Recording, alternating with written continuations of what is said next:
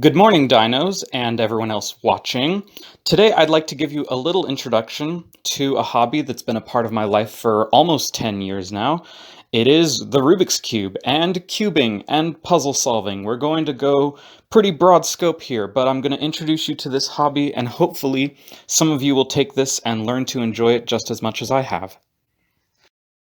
So, when I use that word cubing, you might be a little confused. You might be thinking, what is that? Well, cubing is a term that describes the hobby of collecting and solving combination puzzles, and these are more commonly called twisty puzzles. And the most famous example is, of course, the Rubik's Cube. And more specifically, speed cubing is the hobby of solving twisty puzzles as quickly as possible. And someone who practices these hobbies is called a cuber or a speed cuber. Don't use the word cubist, that is an art movement, not a puzzle solving hobby. So I think it's worthwhile to take a brief look at the history of this hobby. So in the 1880s, the 15 puzzle was invented, and this was arguably the first combination puzzle. There may have been others before it, but the 15 puzzle is the most similar to the Rubik's Cube before the Rubik's Cube. In fact, some mathematicians would argue that the 15 puzzle is essentially a 2D Rubik's Cube. But it wasn't until almost 100 years later, in 1974, that Erno Rubik invented his own combination puzzle and called it the Magic Cube.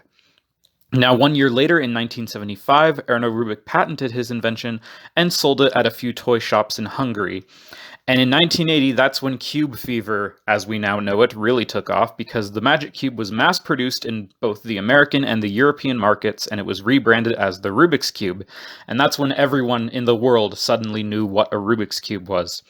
And 1982 was when the first Rubik's Cube World Championship was held in Budapest. However, it was the only competition of its kind for many years, as that cube fever died in the mid-1980s, and in a large sense, the hobby kind of died from the 1980s to the early 2000s. After the death of cube fever in the 1980s, there's a big gap in this history, and that's because not a lot happened.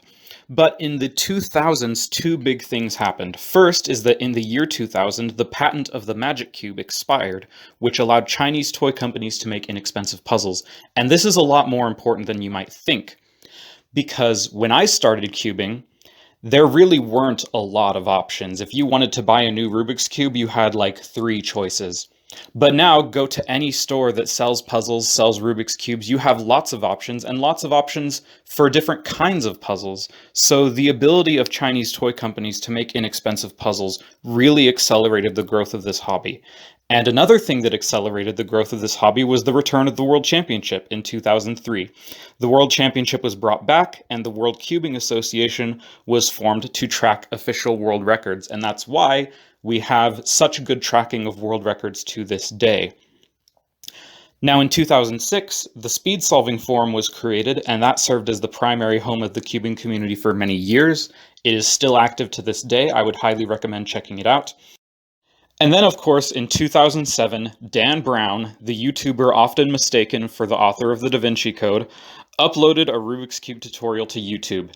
It went viral, and it taught millions of people how to solve the cube, and in my opinion, it still holds up to this day.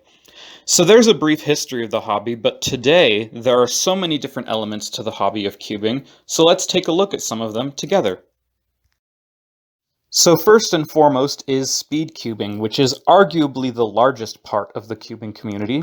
As we said before, speed cubing is the act of solving a puzzle as quickly as possible, and speed cubers spend a lot of time practicing to improve, to learn new things, and to beat their own personal bests. And speed cubers meet and compete at competitions. If you want to go to an official competition, a competition that's eligible for a world record, it must be a WCA-sanctioned competition. However, anyone with an internet connection can compete in an unofficial competition online. And you don't even need that. All you really need to hold a competition is a group of friends and a timer. But there's no denying that competing in online competitions, or better yet, official in-person competitions, is just a lot of fun. I would recommend it if there's one happening near you. So if we're talking about official competitions, not every single puzzle has official competitions and is sanctioned by the WCA, but there is still a pretty wide variety, and in fact, here's the whole list. There's of course the 3x3 cube and all of its siblings, 2x2, 4x4, 5x5, 6x6, and 7x7. There is the 3x3 blindfolded event, the 3x3 fewest moves challenge event, and the 3x3 one-handed event. There are the Megaminx, Pyraminx, Clock, Scube, and Square One, which are all different shaped puzzles. And then there are the blind subcategories, which are 4x4 blindfolded, 5x5 blindfolded, and 3x3 multi-blind. Now, you aren't guaranteed to see all of these events at any given competition.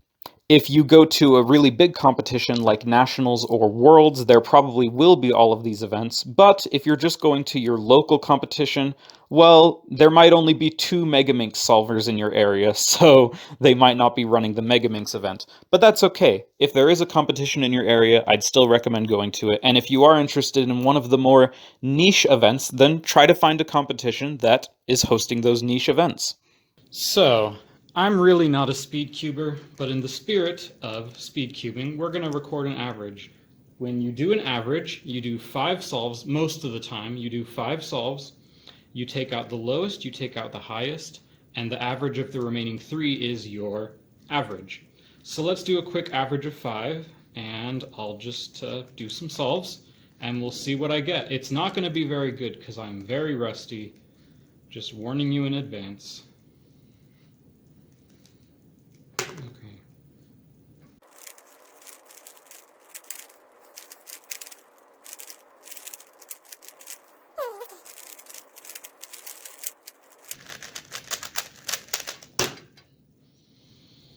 39.79.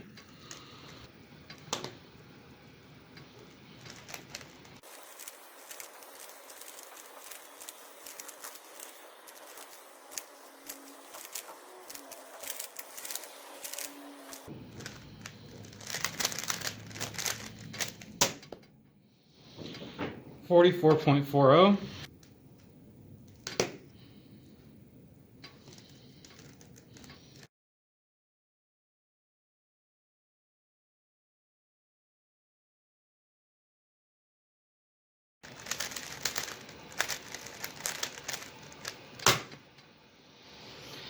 Minute 10. Man, we are getting into real rusty territory here.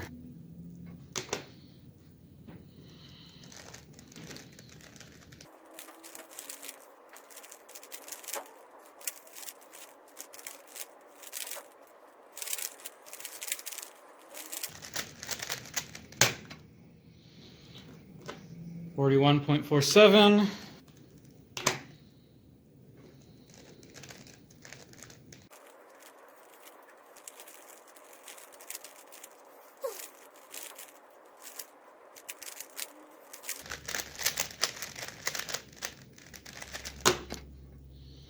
$38.92. So with the lowest and highest taken out, the average of 5 is 41.89, which for reference, when I was actually practicing, my average was around 20 seconds, so about twice as slow as I was. But you know, I don't worry about it too much anymore. I don't really think of myself as a speed cuber. I'm just a guy who likes puzzles. Now, in contrast to speed cubing, some people enjoy taking their time with a more complex puzzle and solving it, and solving more difficult puzzles. So, in terms of more complicated puzzle solving, I want to show you 2 puzzles that I actually learned how to solve on my own, because there's nothing more satisfying than using what you already know to solve a puzzle that you don't know. This is the Calvin 3x3x5. It is 3x3x5. And the funny thing about it is it turns like you would expect it to. But this is what makes it so special. It also shapeshifts. So you can get weird, funky shapes with it. But what I did with this puzzle was I took a puzzle I already knew how to solve, actually 2 puzzles I already knew how to solve, which were the 3x3 and the 3x3x4, which Also, this one does not shapeshift, but it's still cool. I took these two puzzles that I already knew how to solve and applied it to a puzzle I didn't know how to solve, and I was able to figure it out, and that's a really cool feeling. Another puzzle that I was able to figure out was this monstrosity, which is known as the axis cube. Now, you can probably tell this is also a shape-shifting puzzle, but what you might not realize is that this is actually just this, but cut in a very weird way. The pieces, instead of all being squares, are all different shapes. But because this is basically this, I was able to use my knowledge of this to help me solve this. Of course I can't put it down on the table correctly. There we go. You might be asking yourself, but how do I solve puzzles? What's the trick? And this is an important distinction to make. Puzzles are not solved with tricks. They are solved with methods. And whether you're trying to figure out a puzzle on your own, or whether you're finding a tutorial on someone's website, or even if you're following a YouTube tutorial, your goal is not to figure out the trick, your goal is to figure out the method. And with that being said, let's take a look at 3 fairly common puzzle-solving methods that apply to a wide variety of puzzles. Now, the first family of methods we're going to discuss is block building. Block building methods are about putting pieces together into blocks and then expanding those blocks so that more and more of the cube becomes solved. Examples of this include the Petrus method and the Roux method. And I've given you a picture example here of the Petrus method. You start with this 2 by 2 by 2 block and then expand it into a 2 by 2 by 3 block. And you continue expanding on it until more and more of the cube becomes solved. So to show you a little more concretely what a block building method looks like, here I've already kind of set myself up to have a 2 by 2 by 1 block. And with just a few extra moves, I can expand this into a 2 by 2 by 2 block. And this is how you would start the Petrus method. And in the Petrus method, you would also expand this 2 by 2 by 2 to a 2 by 2 by 3. So let's try doing that. There we go. We expanded our 2 by 2 by 2 into a 2 by 2 by 3. Very nice. And we would keep expanding this block so that more of the cube becomes solved. The second family of methods we're going to talk about is layer by layer methods. Now, these are methods that instead of arranging pieces into blocks, they arrange them into layers, and your goal is to build the cube from bottom to top. Examples of this style of method include most beginner methods. Most beginner methods take a layer by layer approach, and the CFOP method, also known as Friedrich. And yes, to any cube nerds watching, I know it technically isn't a layer by layer method, but it's in the same family. I hope you understand. And here's a picture example of what a layer by layer method looks like on a 3 by 3. You move from 1 layer on the left to 2 layers on the right. And let's see what that looks like on a real cube. So in a layer by layer method, you start with 1 layer, then you would go on to 2 layers, and then you would go on to, well, all 3 layers, or rather your last layer. So I am setting up my first layer here, and I'm going to finish it right now. Let's finish our first layer. There we go, we have finished. If I cover this all up with my hand, you'll see we have finished 1 layer, and now we can move on to the second layer.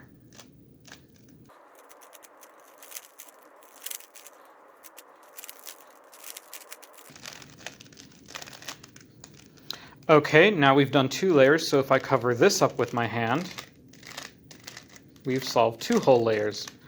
And now we come to the last layer, which is the hardest, but with enough practice, you can get it down.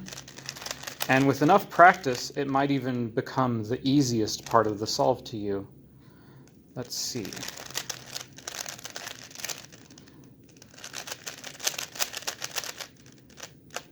There we go. We have a solved cube. The last family of methods we're going to look at today is reduction methods. And here the name is pretty self-explanatory. Reduction methods are all about taking a complicated puzzle and reducing it into a simpler puzzle, and then solving the simpler puzzle.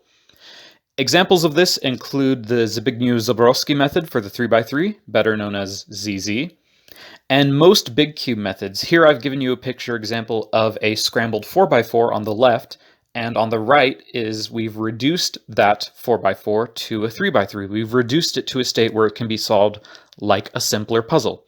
And let's take a look at a real example of that. So to give you guys an example of a reduction method, I'm bringing out the 4x4 cube. There are reduction methods for the 3x3 cube, but they're a little more complicated. It's probably easiest to explain with a bigger cube. So we're going to reduce this cube to a simpler state, and we're going to start by filling in all of these centers. Okay, we've reduced the cube a little bit. Now you can see each center is actually a solid color instead of being a jumble of colors. Then we're going to try to reduce the cube further by working on these edges. There we go. So now we've done all these edges, and we have effectively reduced the cube to a state where it is now just like a 3x3. That's the idea behind a lot of reduction methods. You resolve them to a 3x3, or really you just reduce them to any simpler puzzle. So we've reduced the 4x4 to a 3x3, and now we can solve it like we would solve a 3x3. Let's do that.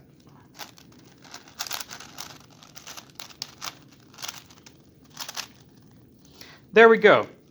Now I know any cube nerds watching might be asking, what about OLL parity? What about PLL parity? Yes, I know, I'm trying to keep this simple, and I got both OLL and PLL parity on that solve, so it's terrible. But for the sake of simplicity, we can solve it like a 3x3, as long as you don't get any of those weird mathy things happening.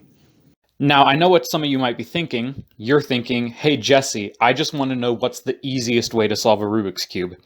And I gotta be honest with you, there is no easy way to solve a Rubik's Cube, especially because, generally speaking, there is a trade-off in cubing methods.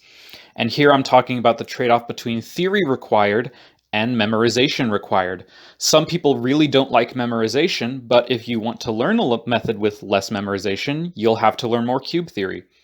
Or if you really don't want to learn cube theory, you might have to learn a method with more memorization. So here I've thrown down a very unscientific chart to explain this trade-off. On the very far left, you have something like full ZB, which is very little theory compared to some other methods, but involves so much recognition, over 800 different cases to memorize. Next to that, you have CFOP, which is the most popular speed cubing method, but does require a lot of memorization. Next to that, you have something like the beginner's method, which I would say is a good middle ground.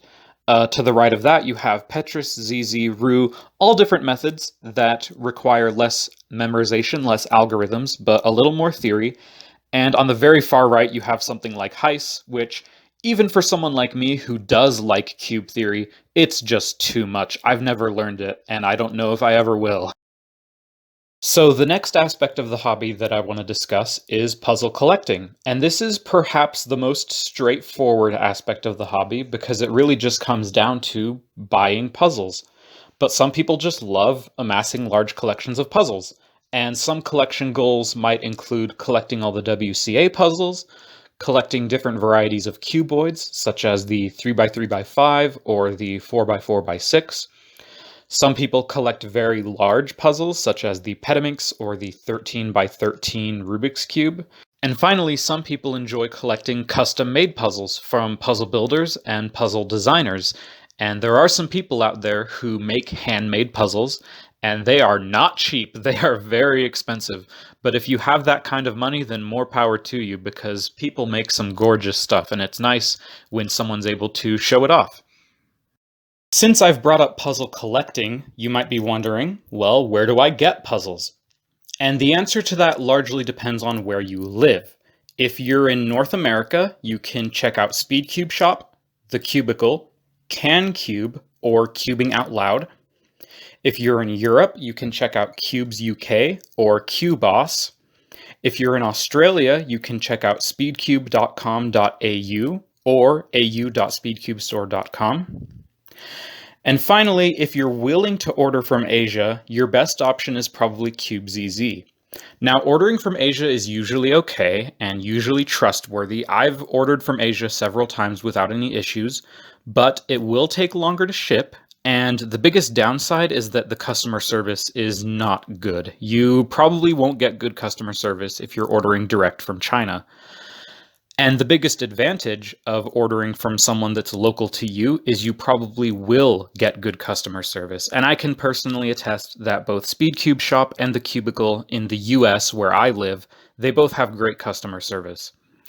And finally, if you live somewhere that I didn't mention here, a Google search is probably your best bet because these are the big ones. These are the big markets. I'm sorry if I didn't mention your country, but you might just have to do some Googling and see where you can find puzzles. And with all that being said, let's take a quick look at my collection. That's right, I tricked you all. This is actually a collection video. Ha ha ha ha ha. No, not really. I don't want to show you my whole collection. I just want to show you some stuff that's cool, and hopefully it would give you an idea of what's out there. So I already showed you these. Here we have the gear cube. It might look like a totally normal 3x3. Okay, no, it doesn't look like a normal 3x3 because it's made with gears. And look at how weird it is. It's so cool. This puzzle is a lot of fun. And a funny thing about it is, if you just keep turning this side over and over, it will eventually solve itself. So that's pretty cool. Fairly easy puzzle to learn, too. What about a cool looking 3x3? There's really nothing that special about this cube. It's just a 3x3 that looks kind of cool. And it turns really well, actually. But yeah, sometimes you just want a puzzle that looks cool. What about this one? This is also, might just look like a normal 3x3, turns like a normal 3x3, but this is actually the treasure chest cube, also known as Oscar's treasure chest. When you solve it, it pops open, and like someone put something in there. Hold on, what is this? I less than 3U? I don't know what that means. I'm not very good at math. Anyway, next puzzle, we have the Skube. This is a cube that doesn't turn on its centers, but it turns on its corners. And yeah, there's some really weird things you can do with this one. Also a fairly easy puzzle to learn and a lot of fun to solve. Next we have a puzzle that I do not know how to solve. This is called the Wheel of Wisdom, and you might notice it's all scrambled up. This can turn like a 3x3, but also has these little wheels on the side. It's kind of hard to see, but these wheels on the side turn. And I bought this puzzle specifically because I don't know how to solve it. And I do believe, I mean, I solved that, but that wasn't getting very far. I believe it's a good thing to own at least one puzzle that you don't know how to solve. It kind of gives you that sense of childlike wonder. And lastly, we have probably the most important cube in my collection of all. It's a kitty. Look at him. I mean, it turns. It turns and everything, but why does it? None of that matters. Look in his eyes. Isn't that a trustworthy face? Anyway, let's talk about some things that are not as cool as the cat cube. The next piece of the hobby I want to talk about is puzzle building and puzzle modifying. That's right, some people build their own puzzles. This can be as simple as changing the stickers on a cube, more commonly known as a sticker mod, or it can be as complicated as building an entire puzzle from scratch. Or it could be somewhere in between. There's some mods you can do to a cube that aren't too complicated, but will give you a brand new puzzle. And it's a lot of fun. And let me show you a couple puzzles that I've built myself. So I have with me two examples of puzzles that I built myself. This first one, I like to call it the H cube. It's really just a 3x3, but with one color edges. And honestly, building it was really easy. All I did was take this cheap stickerless 3x3 and take the edges and pull them apart. A lot of these cubes, you have edges that you can just pull apart and put back together. So I turned it into a little single color edge 3x3. I don't know if there's a fancy name for it, but I like to call it the H cube. And let's turn that corner the right way.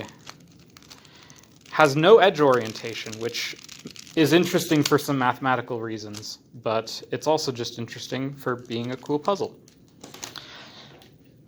This is a puzzle that I started building and did not finish building.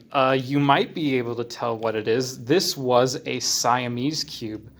To build this, I had to go over to a friend's house who had access to a bandsaw and cut 2 3x3s on the edge and glue them together. And I'll have a picture somewhere here of what the finished product is supposed to look like. But yeah, I want to finish building this one someday. It's just never quite gotten done. But these are a lot of fun to solve. I've solved them before. They're a lot of fun. I want to finish building this one. Finally, this is kind of my all other category because there are also non-twisty puzzles, plenty of other kinds of puzzles that have their own communities. Things like burr puzzles, lock puzzles, and even jigsaw puzzles have their own small communities around them. So if there's a type of puzzle you like that I haven't already talked about, just search around to see if there's an online community for it. And I can personally attest that burr puzzles do have an active community. I put a picture of one here. It's a wooden puzzle where the goal is to disassemble and then reassemble it. And there's lots of people who are really into burr puzzles, have burr puzzle collections, will buy burr puzzles made with exotic woods. There's all kinds of stuff out there. So if there's a puzzle you like, just see if someone else out there likes that puzzle, and you might be surprised by what you find. Okay, so we've covered a lot of ground. We've covered a lot of different aspects to this hobby, and you might be thinking, this sounds like a lot. Where do I even get started? I understand how that feels. That's how I felt when I started. And first of all, there really are no rules. You can do whatever you want because it's just a hobby. But this is what I would recommend if you want to get started. Just go buy a 3x3 Rubik's Cube from one of the retailers I mentioned earlier, or even from your local Walmart, and watch some tutorials. I've linked a couple of tutorials down in the description of this video. I've linked the Dan Brown tutorial because it's a classic. I've linked Kenneth Brandon's tutorial because I believe it's the most thorough tutorial on YouTube right now. And I also linked the official Rubiks.com tutorial because it's the one that I learned with way back in the day. And it's text with pictures, so it's not a video, but I still think it holds up. And after that, just find out what you're most interested in and go from there. If you're interested in speed cubing, you can check out the Speed Solving forums, the Speed Solving wiki, cubeskills.com, or JPerm on YouTube. If you're interested in solving very complex and very difficult puzzles, you can check out Super Antonio Vivaldi on YouTube. He has very thorough tutorials and a lot of videos explaining cube theory in a way that makes it a lot easier to understand. If you're interested in puzzle building and puzzle modifying, you can check out Nathan Wilson on YouTube. He does great tutorials as well for puzzle building, and I've followed some of his tutorials. And finally, if you're interested in puzzle collecting, just go buy some puzzles. Although I will say, do spend responsibly. It's easy to get carried away and then accidentally add $150 of stuff to your cart. We've all been there. Just remember to spend responsibly, spend within your means. You can still build a great collection even on a budget. Hey there, it's Editing Jesse. I totally forgot to mention this in the voiceover, but if you do go to one of those cube retailers to buy your first 3x3, you're going to see a lot of different options in a lot of different price ranges, and it can feel overwhelming. But I'll just say that if it's your first purchase, you don't need to bother with something that's in the $30 to even $50+ price range. Those are for speed cubers who know exactly what they want and are willing to pay the money to get it. But if it's your first ever cube, you don't know what you want yet, and that's okay. You can get something in the $5 to $10 price range. It'll do just fine. You can still learn with it, and you can start your cubing journey even on a very small budget. And if you do ever want to upgrade to a fancier or faster cube, the easiest way to figure out what kind of cube to get is to go to a competition. Go to a competition, ask people to try out their puzzles, see what you like, and then you can make a more informed purchase. So with that, let's head back to voiceover Jesse. Now, if you're thinking, I want to get more involved in the cubing community, where can I find it? Here's a few places to look. First of all, I would highly recommend the Speed Solving forums. It is still active after all these years. It is a great resource, and they're very beginner friendly as well. There are also a handful of cubing Discord servers, including the SpeedCube Shop Discord server. If you look around, you should be able to find some. When it comes to Facebook, I would just say be careful, be wary. There are some good groups on Facebook, but there are also some pretty toxic groups, and I don't want to highlight the toxicity, I don't want to highlight the negativity. I just want to tell you to be careful. And finally, you can check worldcubeassociation.org to see if there are any official competitions in your area. And if there are, then just go to it. I promise, they're so much fun. Even if you aren't good, even if you don't compete at all, it's worth the entry fee just to meet people who share your interests. It's worth the entry fee just to make some new friends, meet people, show them your cool puzzle collection, let them show you their cool puzzle collection. It's a lot of fun. I'd recommend it. And the final question I want to ask in this video is, why? Why do we do this? Why do we speedcube? Why do we solve puzzles? Why do we collect puzzles? The answer is because it's fun. That might sound like a simple answer. It might even sound like a silly answer, but I gotta be honest, it took me a long time to figure this out. And to explain why, I'm gonna tell you a little story. I want to pause on this point just in case someone watching this happens to be going through what I was going through many years ago. And for those of you who don't know me in real life, hi, it's me. So I quit cubing back in 2016, and I quit for a few reasons. One was that I was part of a Facebook group that was pretty toxic, lots of nasty people. And it didn't really give me the most lovey-dovey feelings towards the community. Also, I started experiencing hand pain from solving. That's the reason that I still don't speed solve very much, is because if I practice for long periods, I'll get hand pain again. But I think the biggest reason I quit was because I started asking myself, why am I doing this? You know, I'm trying to practice, I'm trying to improve, I'm trying to improve my speed, I'm trying to be more efficient with turning and algs and F2L and all this stuff I'm doing. It doesn't make any sense. Why am I doing any of this? And so I quit. And so coming back to it more recently, not really speed solving much anymore, just coming back to it as someone who likes solving puzzles. I'm a lot older. I like to think that I'm at least a little more mature than I was. And I realized that, you know, the only reason for me to do this is because it's fun. Because I'm not making any money doing this. I'm not getting any street cred doing this because I'm spinning a plastic toy. No one thinks you're cool when you can spin a plastic toy better than someone else. And really, I'm not getting any credibility even within the community. Unless you're really, really good, it's not like you're going to get fans. So the only reason for me to do this is because it's fun. So I would just want to encourage anyone watching this that whatever hobby you're in, if it's cubing, if it's music, if it's art, if it's exercise, if it's building stuff, if it's crafts, whatever it is, if you find yourself asking that question, why am I doing this? Take a step back. It's okay to take a break. You don't have to quit forever. You can just take a break and think about it. Ask yourself, let yourself ask that question, why am I doing this?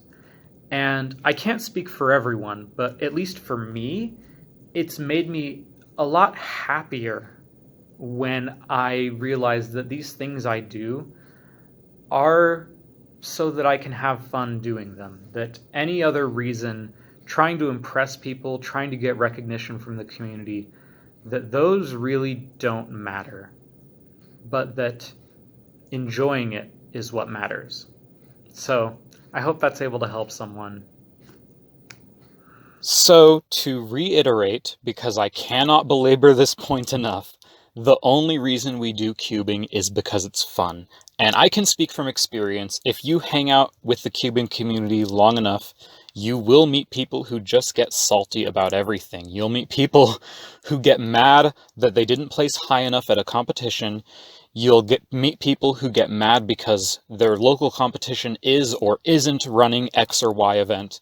You'll meet people who get mad because someone on the forum said something that they didn't like.